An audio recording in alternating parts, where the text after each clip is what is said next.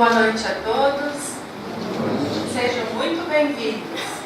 Como de costume, eu vou iniciar abrindo o livrinho Minutos de Sabedoria e vamos ver qual é a mensagem que vem. O homem é o que pensa. Se você insistir em pensar no mal, na dor, na doença, você os atrairá para si. Pense na saúde, na alegria, na prosperidade e sua vida tomará um novo rumo. Afirme sempre que é feliz, que as dores passam, que a saúde se consolida cada vez mais e a felicidade baterá à sua porta. Seja mais otimista e permaneça o mais possível ligado ao nosso Pai Celestial. Então agora, neste momento, vamos nos acerenar, quem quiser fechar os olhos, e vamos fazer uma prece pedindo ao nosso querido Mestre Jesus. Te agradecemos, Senhor, o amparo de todos os dias. Apesar de nos sentirmos amadurecidos para o conhecimento, às vezes nos sentimos como crianças, te pedindo que nos ajude a consertar aquilo que nós mesmos desarrumamos. Não nos deixe assim, Senhor, em nossas próprias fraquezas. Fortaleça-nos, seja a nossa luz. Nas horas de certeza, seja o nosso apoio e a nossa segurança. Mestre Divino, guia nossos passos no caminho certo. Fortaleça nossa vigilância para que a gente não erre tanto. Dá-nos a coragem para vencer o erro e a hesitação. Que possamos assumir com coragem, com bom ânimo nossos compromissos, agindo sempre na verdade e no bem. Senhor, magnetize as águas que aqui foram trazidas, para que ao bebê-las possamos receber todas as energias necessárias a cada um de nós. Pai, abençoe a palavra do nosso irmão Paulinho, expositor desta noite, e que tua vontade seja a nossa vontade, agora e sempre. Que assim seja.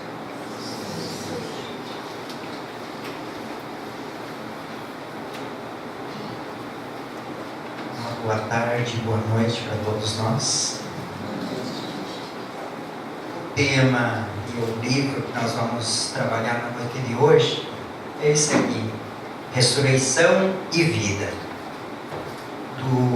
da médium brasileira Ivônia do Amaral Pereira e pelo espírito de Leão Tolstói, o grande pensador Tolstói, russo, que a partir de enquanto vivo escrevia, quando partiu para o plano físico, ou do plano físico ao espiritual, continua escrevendo, e escreveu através da Ivone esse livro ditado por ele, e alguns fatos e algumas histórias que tem, que nós vamos trabalhar na noite de hoje, um deles em específico, que é o paralítico de Kiev.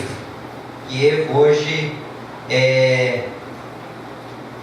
ela é a capital da Ucrânia, desmembrado o país da Rússia, se tornando hoje a capital da Ucrânia. Então Kiev é uma cidade bem promissora, e lá se encontrava uma família abastada, de poderio, e dentro dessa família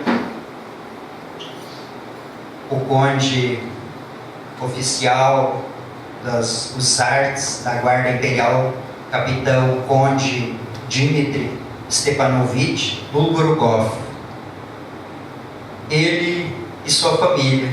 Ele, um jovem de 20 anos, oficial da guarda, que participou naquele período 1855, da guerra 54-55, da guerra da Crimeia, aonde lá permaneceu lutando pelo seu país, um pouco contrário ao pensamento até do imperador, que queria ele mais próximo por ser de família importante, mas ele queria ir às frentes de luta, e dessa forma ele se direcionou. E lá, sofrendo uma baixa, sofrendo através da guerra, ele se machucou, teve seus companheiros quase estavam pensando que ele ia desencarnar, ele ia morrer, e dessa forma, retornando à sua cidade, retornando à sua casa para ser medicado, para ser amparado. Sua mãe o amparava, o auxiliava, e as partes médicas o davam suporte. O que melhor a Europa tinha, ele estava servido. E ele, um jovem com todas as possibilidades sociais, um jovem rico, um jovem que frequentava os salões, então, com toda a sua pompa, todas as suas possibilidades, assim, começou a se encontrar impotente e começou a ficar paralítico. A partir dali, esse jovem se tornou um jovem muito sofrido por essa condição, nem um pouco submisso à própria doença.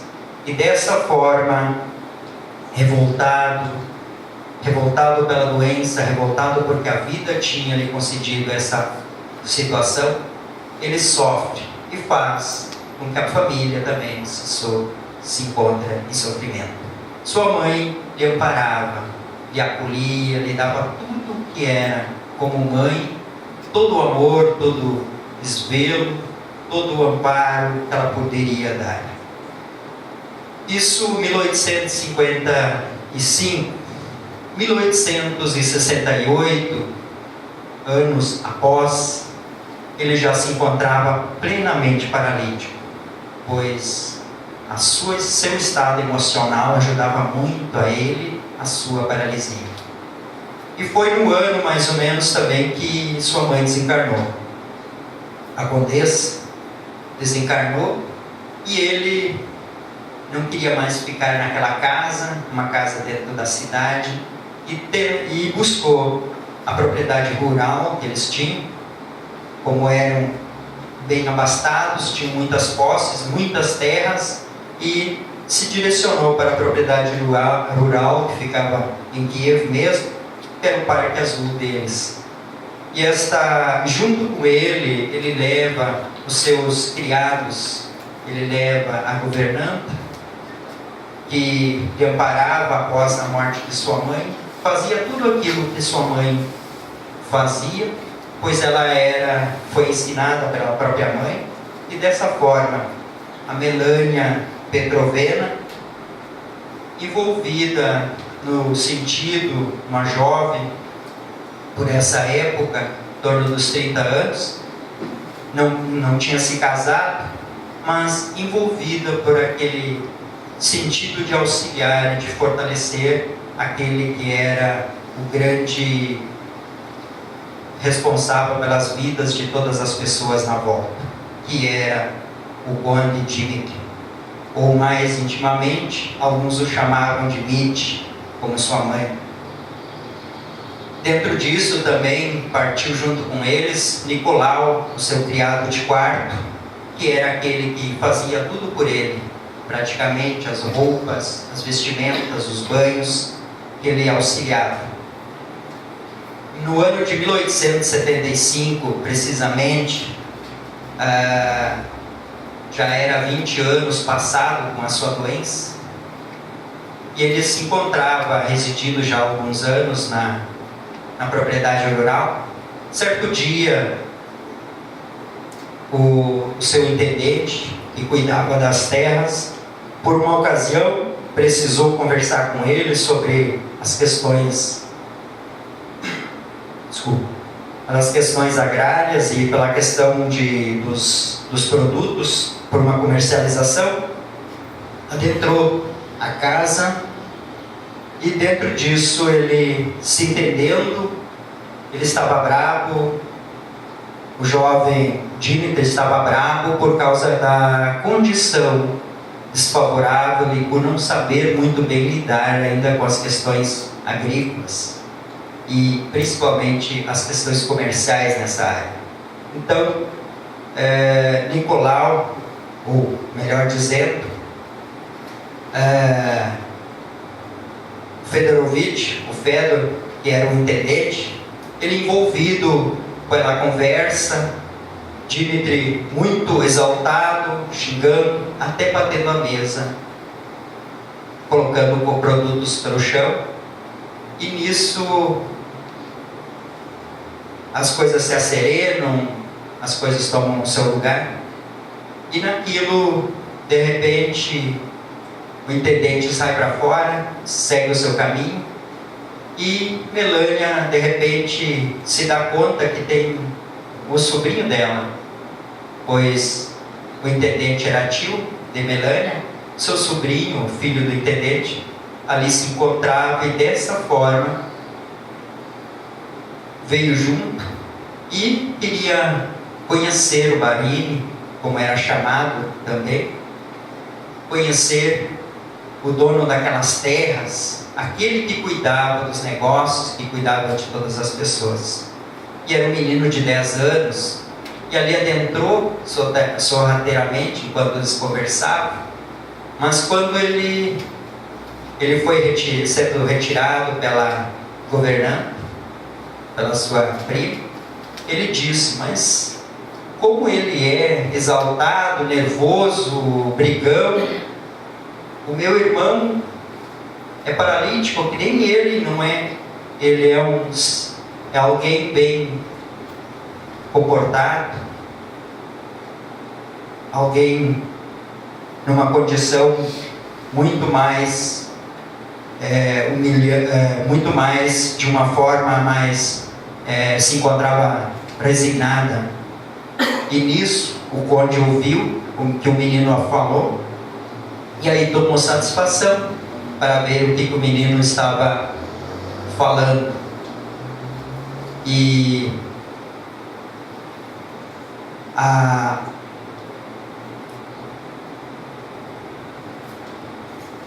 condessa,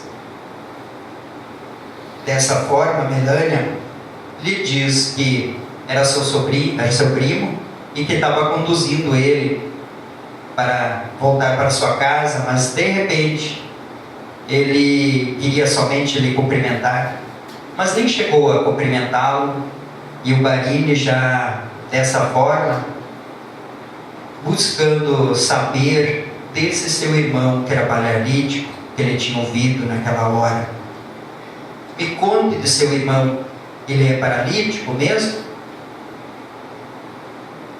Sim, ele é paralítico. Assim como eu? Sim. Pior ainda, ele não consegue estar amparado nas pernas, ele não consegue estar amparado sobre o tronco, ele só mexe os olhos e a boca. E ele começou a perceber e refletir sobre isso. E nisso, o pequeno Peters, que era o primo, ele foi conduzido para a sua casa. E naquele dia, Dmitri ficou pensativo. No dia seguinte, bem cedo, no café da manhã, no chá da manhã, como eles chamam, ele pede que Nicolau arrume essas coisas, que eles vão sair. E aí se entenderam como a forma como eles saíam, porque era inverno, e na Rússia inverno é sinal de neve, é frio, é muito frio, e lá se entenderam que eles saíam com a Troika, que é um veículo puxado a 3 cavalos, de uma largura menor, possibilidade de poder melhor se locomover.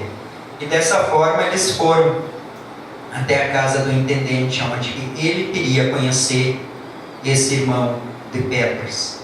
Chegando lá, ele foi carregado, pois ele era paraplégico, da cintura para baixo não tinha locomoção nenhuma, foi carregado pelo Nicolai e pelo intendente Fedor, conduzido à sala onde Ivan Fedorovitch, o filho do Fedor, se encontrava. E lá começou a questionar a presença. Primeiro se apresentou, e depois começou a falar com ele com relação à sua doença, com relação a como ele se encontrava. E ele diz: eu me encontro muito bem, eu estou feliz, eu aqui, tudo eu tenho. Mesmo que eu me encontro nessa situação, já há 10 anos, ele se encontrava mais ou menos, ele era de 20 anos de idade, um jovem, o Ivan.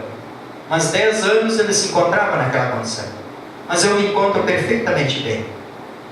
Porque eu estou sendo servido por todos aqui de casa. Eu tenho tudo que eu preciso. Mãos que me agasalham, mãos que me alimentam, tudo. Eu só não sou mais feliz porque eu gostaria de ajudar meu pai, de ajudar, poder fazer as coisas, mas não posso. Mas estou feliz dentro das minhas possibilidades. E o Barini, Dmitri, meio indignado por aquela condição. Mas como? Tu não consegue nem se movimentar os braços, nada, de forma alguma. E ele diz: eu estou bem. Pior do que eu, se encontra uma outra pessoa, que é Tito Jerkov. Ele mora numa isba aqui próximo, que são as áreas de terras, em uma casa. Ele mora próximo de nós, e ele se encontra plenamente abandonado, não tem família nenhuma, vive ao sabor dos vizinhos, e ele é totalmente paralítico e cego.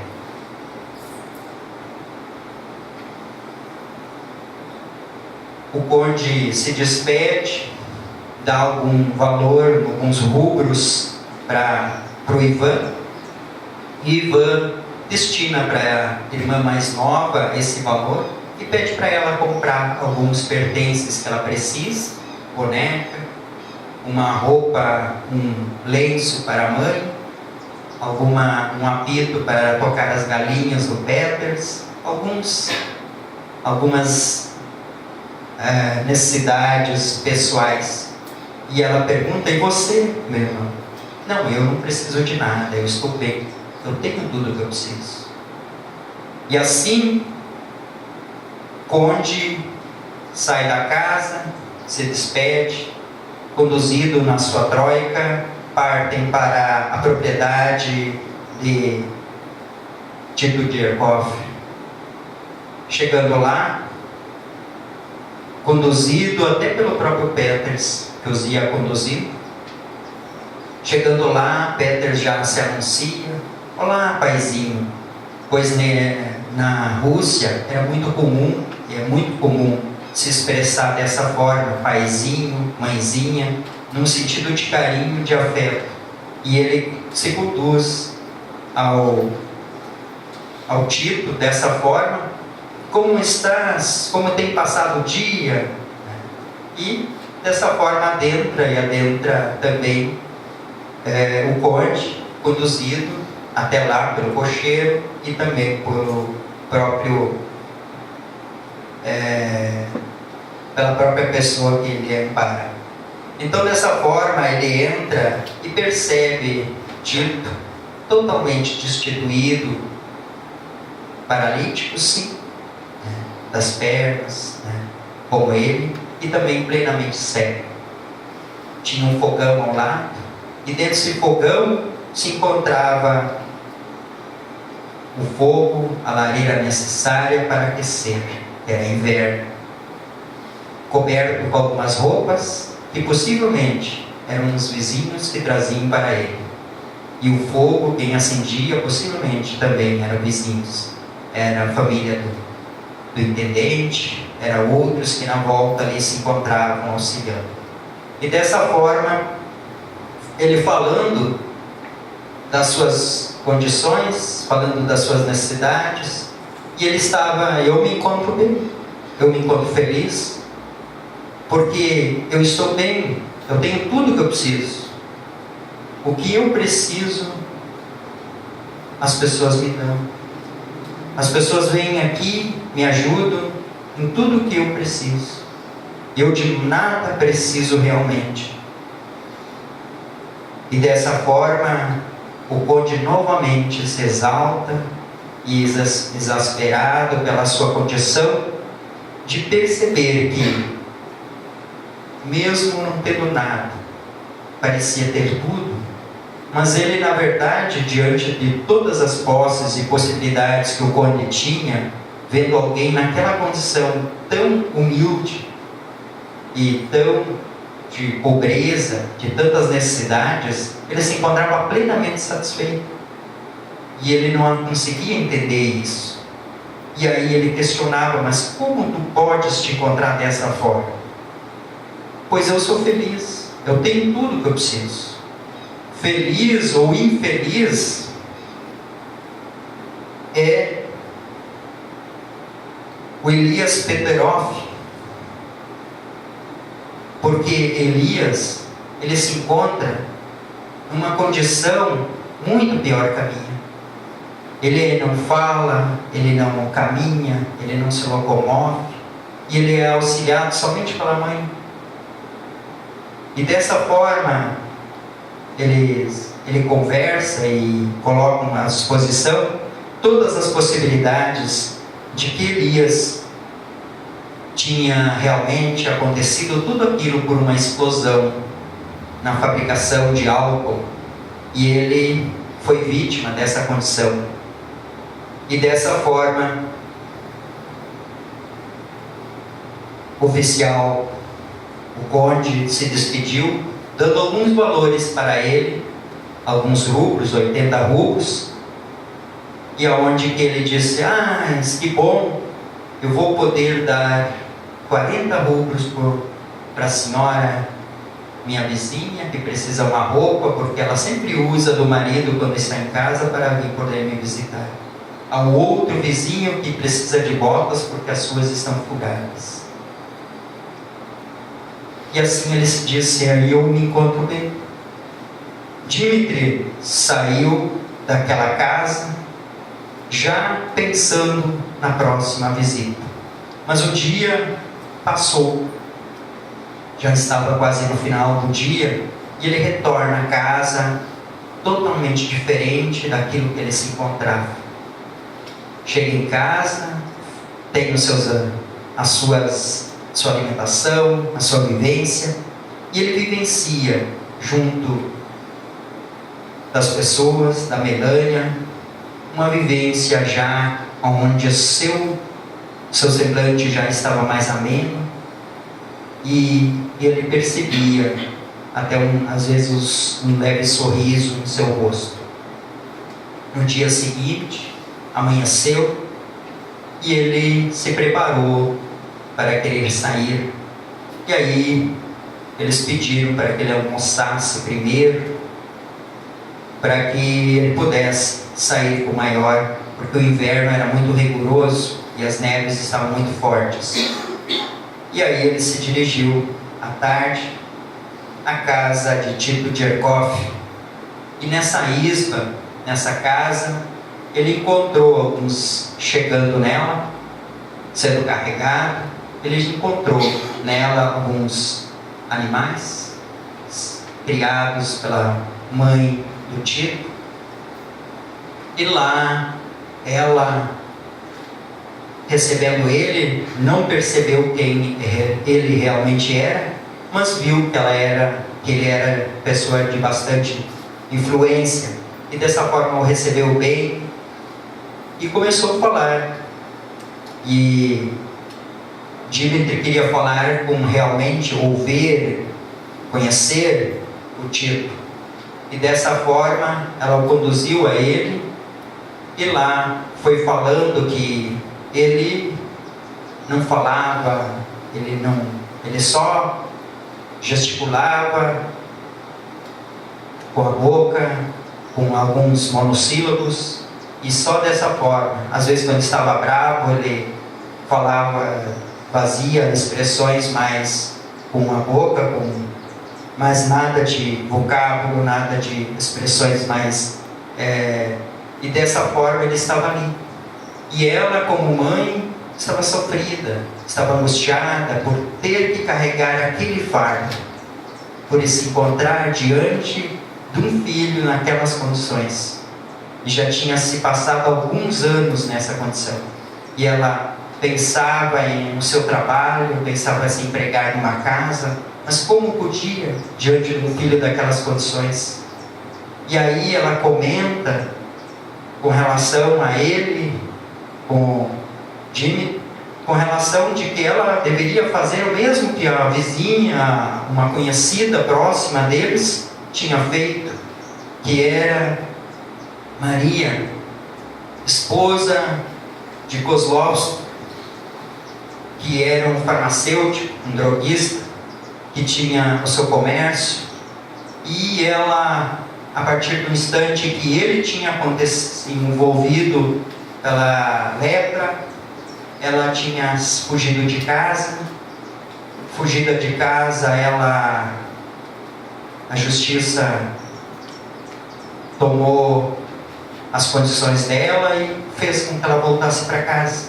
Como ela não podia deixar o marido naquelas condições, o que ela fez? Ela se suicidou. É o que ela estava pensando em fazer diante do filho, naquelas mesmas condições. Nisso, o conde disse: de forma alguma tu vai fazer isso.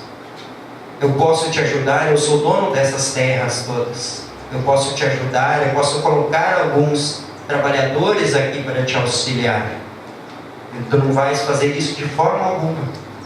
E nisso, ela fala do Kozlovsky, que a história conta, e todo mundo contava naquela volta, de que Kozlovsky se dizia ser a reencarnação de um grande homem considerado na Rússia, que era o imperador Ivan o Terrível, o imperador IV, Ivan o Terrível, e que ele tinha sido essa encarnação. E naquele instante ele se encontrava ali, renascido num novo corpo, numa nova experiência, mas aonde a doença tinha tomado conta dele. Ele parecia um monstro pela deformação que ele se encontrava. E disso, Dmitri começou a pensar mais ainda em relação a conhecer essa pessoa, para se aprofundar mais no conhecimento das mazelas e das dificuldades das pessoas. No que ele se despediu da mãe do Tito, lhe auxiliou em alguns rubros e disse para que ela ia ser auxiliada pelos seus trabalhadores. Se dirigiu dali para a casa do Kozlovsky, uma casa aonde, chegando ao portão, foi recebido por alguns vizinhos que estavam à volta. Disseram: não entre nessa casa, é uma casa de um leproso. Até aquele instante o conde disse: eu nunca conheci um leproso. Mas não entre, é contaminoso, é contagioso. E dessa forma, ele continua a bater. Mas pode deixar suas esmolas aí, eles vão recolher. E naquilo ele recebe, quem os recebe é um anãozinho desformado, com o nome de Cal. E esse anão o recebe e diz para eles que deixasse as suas esmolas ali. E daquela forma, e o conde disse que não, ele não ia deixar, porque ele tinha vindo até ali para ver e conversar com Kozlovsky. E aí o anão lhe fala que não era interessante, pois a lepra estava num estado bem adiantado, E ele disse: eu não vou sair daqui sem conversar com ele. E nisso ele foi introduzido à casa, conduzido pelos seus trabalhadores. E lá, chegando adentro da casa, a cena de um homem que está com a sua fisionomia praticamente sem o nariz, sem os lábios, parte das orelhas, as sobrancelhas, os óvulos, a parte dos olhos, com todas as aparições.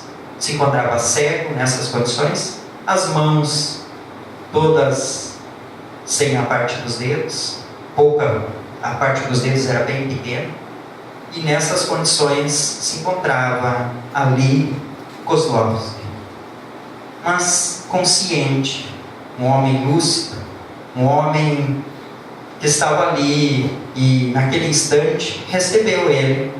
Ele disse: então é esse o aviso que recebemos ontem do nosso guia espiritual, que disse que receberíamos uma visita.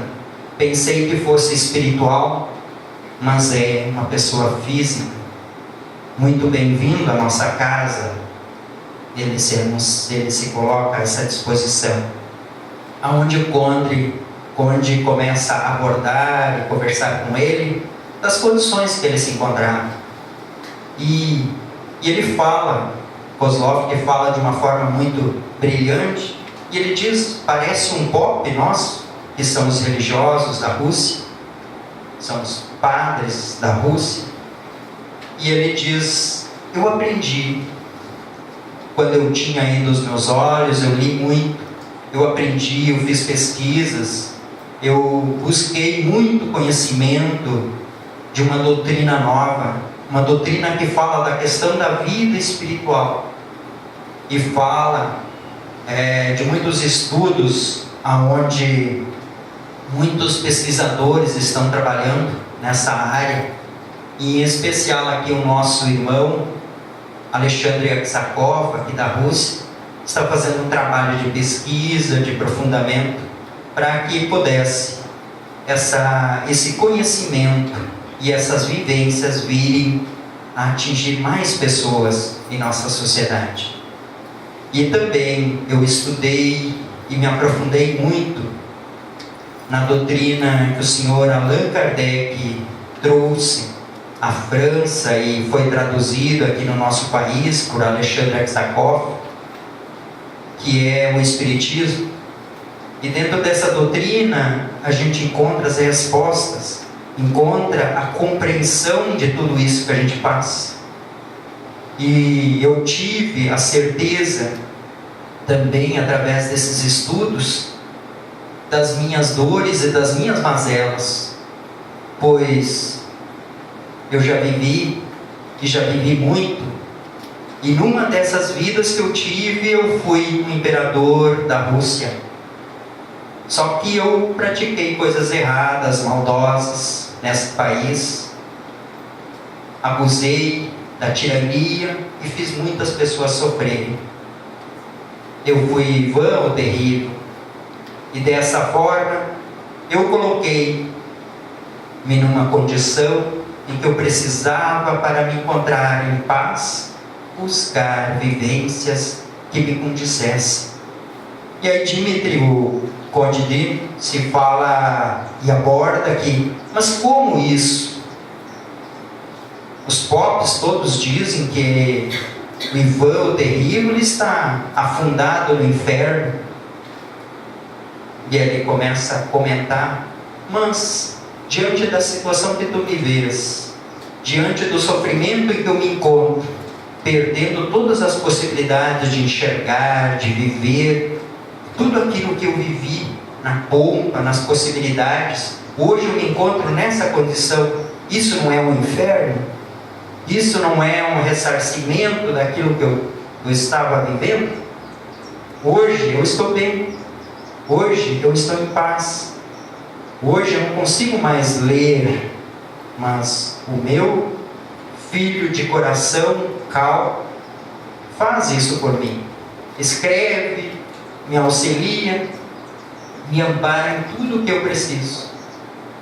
E dessa forma ainda consigo hoje, no sofrimento que eu me encontro, ainda sou mais feliz que a minha esposa que buscou suicídio e que a ouço caminhando aqui na minha volta, achando que está viva fisicamente, mas sei que é um espírito e fica vagando em sofrimento por aí afora e não encontra a paz que precisa. Eu tenho a paz que eu preciso, eu estou em paz mesmo diante dessa condição em que me encontro. E dessa forma, onde se despede e ampara também Cal, e a partir dali o Cal mesmo que estava escrevendo naqueles instantes um papel com recomendação das obras de literatura, das pesquisas e também dos endereços e nome das pessoas importantes que eles buscavam. E a partir dali, o conde, ele retorna ao seu lar e a partir daquele dia, ele já se encontra. No final da tarde, ele chega em casa, sofrido, não, mas choroso. Chora as suas mágoas, chora o seu sofrimento. E no dia seguinte, ele começa a lançar um projeto para amparar todos aqueles que precisavam, paralítico, todo aquele, o Kozlovski, o anão, com sua casa, a mãe de Tito, o próprio Tito, todos eles vão ser amparados por trabalhadores e serem auxiliados. Fez isso com o intendente e se propôs a fazer uma viagem a São Petersburgo.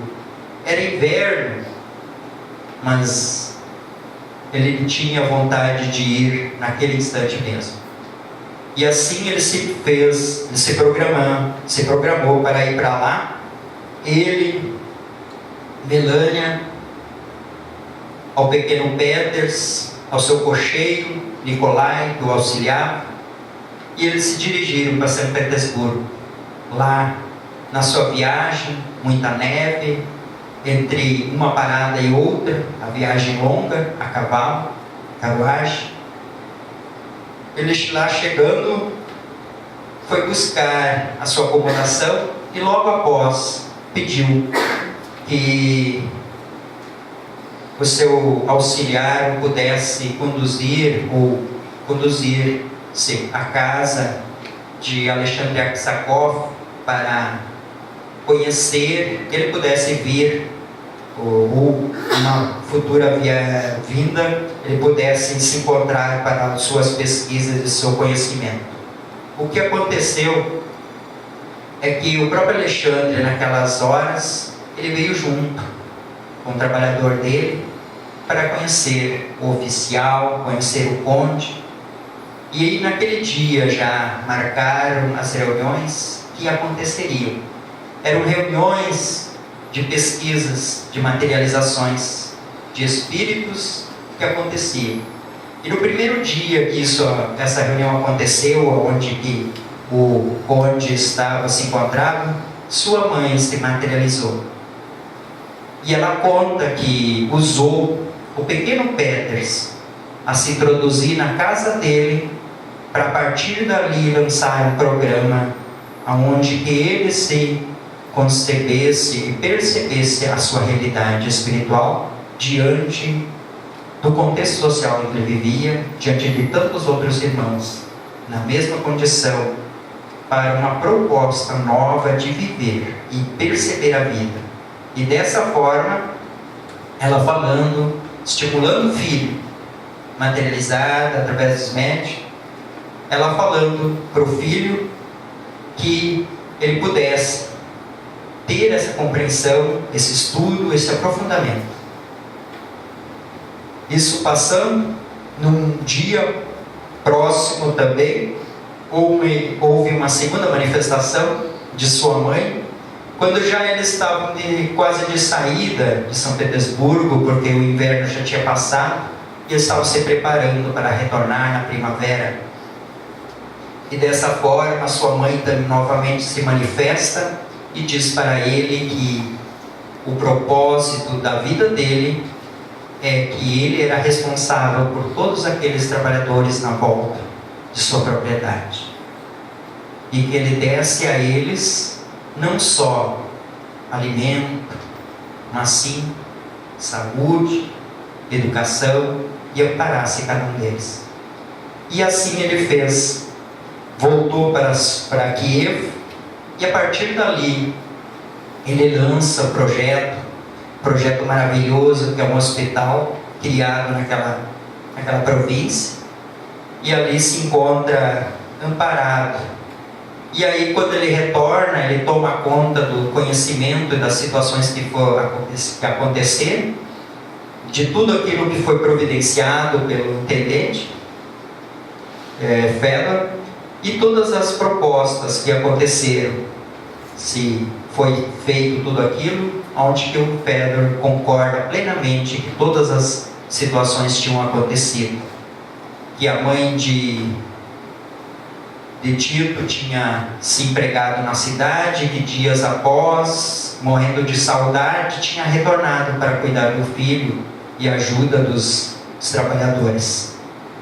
Que Kozlovski tinha a casa nova, e nessa casa ele tinha residido lá 2 meses, aonde logo após ele tinha desencarnado, ele tinha partido para o plano espiritual. E dessa forma o conde fica feliz, pois ele se encontrava melhor agora, pois a sua luta tinha vencido. Então, dessa forma, a vida naquele povoado segue, e com perspectivas de grandes melhorias, pois ele, a partir daquele instante, ele lança um projeto onde que o anão, grande administrador que foi dos negócios do Kozlovski, iria administrar um hospital construído por engenheiros, construído naquela província, para que ela pudesse amparar todos os trabalhadores e todas as pessoas fora da comunidade também. Então, se lançou a partir dali um programa onde também esses conhecimentos espirituais, ele conversando com Melânia, aonde nesse instante eles já estavam envolvidos numa harmonia maior, num relacionamento afetivo, e os dois conversando como pares de um grande projeto, onde que todas aquelas ideias de espiritualidade, de vivências, de renovação, tudo aquilo era importante para aquele povo também. Mas como fazer isso para pessoas tão simples? Vamos plantar o Evangelho, as leituras, as reflexões do Evangelho, as pessoas que são humildes, aqueles que buscarem e tiverem maior interesse após, podem continuar nos seus estudos, mas vamos trabalhar essa mensagem do Evangelho para cada um de nós, para cada um deles. E Jesus diz assim, vinde a mim, vós que estáis aflitos e sobrecarregados, e eu vos aliviarei. Aprendei comigo, que sou brando e humilde de coração, e achareis repouso para vossas almas. Eu sou a luz do mundo. O que me segue não anda em trevas, mas terá o lume da vida. Muito obrigado.